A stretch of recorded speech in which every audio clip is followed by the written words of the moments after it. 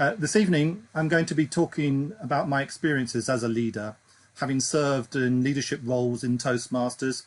As part of this, I'm going to be sharing some of the feedback that I got as part of a peer 360 evaluation. And then I'm going to explain the type of leadership that I've been using in the different roles that I play, something called situational leadership. These are the criteria that I was judged by under the 360 evaluation, everything from leadership, communication down to prioritization and reliability. And I will intersperse these throughout the speech so you can see my strengths and weaknesses and some of the opportunities that I'm going to take from the feedback that I've had. So let's take a look at what situational leadership is all about. Before that, I'd like to put this quote in front of you. This is attributed to the business writer Peter Drucker, who you may have heard of, and I really like this. He talks about an effective team as one in which helps ordinary people do extraordinary things. And my time at Toastmasters, working with wonderful members that we have in our club and in other clubs, I've seen some extraordinary things happen. I've seen people going from very shy people to being more extrovert, people taking up leadership challenges where before they would never have done so. Now this is the model I use called situational leadership. It's based on the work of a writer called Ken Blanchard. He wrote a series of management books called the 1 Minute Manager series, and if you've heard of those, then if you haven't heard of those, I would recommend you to take a look at them. And essentially what he's looking at supportive behaviors and directional or directive behaviors. And he starts off with this quadrant where he starts off in the bottom right hand corner, and then gradually you go from directing, then you move into the second quadrant, which is coaching, then across to supporting, and then down to delegating. Now I'm going to look at each of those in detail and give you some examples of how I've used them. So the first one is, it's almost like you put your foot on the gas and you put the car into first gear. You're getting things going. You're telling, it's a show and tell type of scenario. I'll give you an example. I'm at my other club, Experience French. I'm handing over the role of treasurer, and one of the things I've done with the new treasurer is a brain dump of everything that I've been doing. So a lot of information, a lot of one-way traffic, and that's what she needed at this time. So not much support, but highly directive. Now within this area, some of the 360 feedback I got was about this one, or about leadership, which is sometimes when you try to lead, things don't always go according to plan. And one person has said to me, don't take it personally. Now, it's difficult sometimes when you're so passionate about doing something not to take it personally, but it's something that has made me take a step back and think, actually, I mustn't take it personally. Let's find another way of helping the member to achieve their goals. One thing I was very pleased about to hear was that members do recognise that I'm very good at project management, and that is a particular strength which I used throughout this particular area of directing. So once you've passed through this phase of directing, we move into, and it's like with the car analogy, into second gear where you move into coaching. Now here, it's still highly directive, but there's much more of a two-way communication going on. For example, Elma mentioned earlier that she's just taken over the role of VP Education.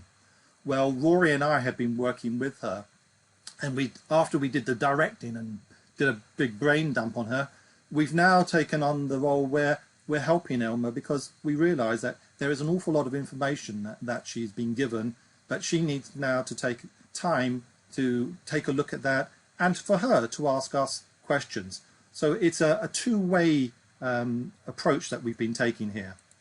And some of the feedback I had was around communication. And this, I recognise this is an area that I need to work on, is I'm very good at coming up with answers and suggestions for people, and sometimes I should take a step back and listen first before I come up with a suggestion. And it's something that I know about, and I'm going to try and turn that into an opportunity with the help of with all my colleagues. But I was very pleased to hear that people are aware that I am aware that we have other commitments. I try not to overburden my colleagues with overdue expectations, and that I was pleased to see that was recognised. Once you've passed through the coaching, then you move into the supporting, and this is where it becomes you're more highly supportive because the person in the team already really knows what they're doing. An example was when I was a district director, one of our division directors was having a challenge with one of her area directors.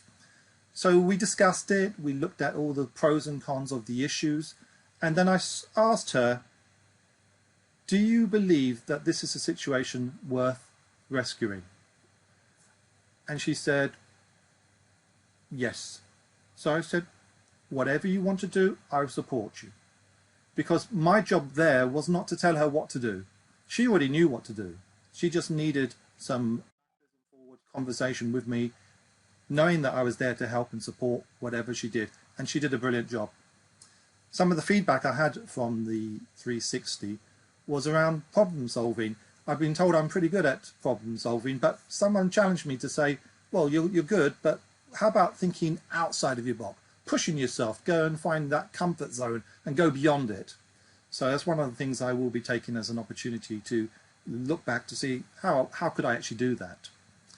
I was very pleased to hear that members do agree that I do try to support my team, and I do encourage everyone as much as possible to learn and grow, because ultimately this is what we're all in this together, and the more I can help other people, the more they help me.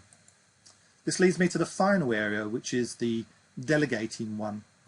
This one is where the member of the team doesn't need much support and doesn't need much direction either.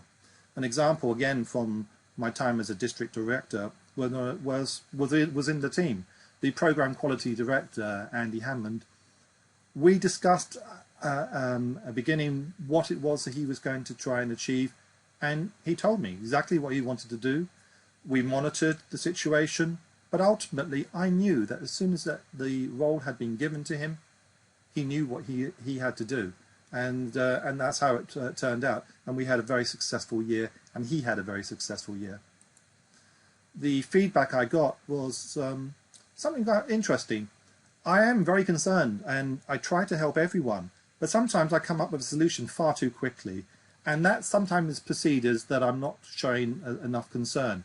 So it's made me take a step back and think, actually, I should just slow down a bit and not jump into an answer with the interpersonal skills.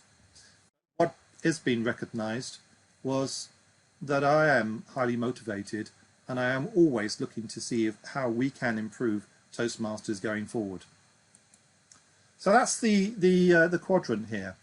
Now, what I've done is I've taken these 4 ideas plus the 360 and then put it into a SWOT analysis where I looked at what I do well and what I can improve on. And I was pleased to see that I have a lot of strengths, but I was recognised that even though I have strengths, there are areas that I know that I need to improve upon as I continue in my own journey. So this is what I'm going to be working on. And I thank very much all of the colleagues who gave me the 360. It's not easy always taking a look at yourself, but it is really useful to do so. And I'd like to end this presentation by talking about the nirvana, if you like, of leadership, one that inspires me, and that is from this film called The Boat, where the captain of this U-boat, they're all trapped inside this little sardine can. He's in the conning tower, people are sitting around looking like they're having a care in the world. He shouts, battle stations, and immediately everyone moves into situation and continues to work without him having to look. This is a perfect team, in my opinion. It takes a lot of work to get there, but by following the situational leadership, I believe all of us can aspire to get into that level.